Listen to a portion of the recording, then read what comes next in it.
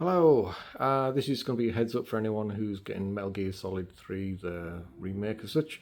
And for the 5090 owners, I believe it doesn't really affect anybody else, it's just 5090s.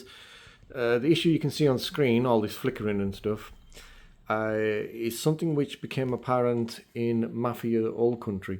Now, I never played that game, but supposedly this was an issue with that game. And I'm not sure on what side it was fixed, whether it was the driver's side or whether it was the game was actually patched. I think the game was patched. But this is the early, 2 days early for Metal Gear. So I would expect there to be a patch shortly to fix this for the 5090s. But it doesn't matter if you're on the latest driver, this would happen. Or if you roll back, I did roll back to the previous one, I think it's August the 12th one, and it was okay for about an hour, then it started again. Sometimes it's just in the cutscenes, sometimes it's in the game itself, sometimes it's in both. But yeah, it kind of makes it unplayable, unfortunately. And again, as far as I'm aware, it just affects the 5090s.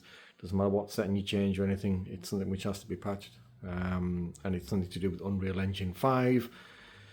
I'm not too sure what's been happening with Unreal over the past good few years now. Unreal 4 had a lot of problems with it, and still to this day it does. Unreal 5 looks nice, but from what I'm seeing in games recently, it's got so many problems and issues that God knows if it's ever going to be worked out.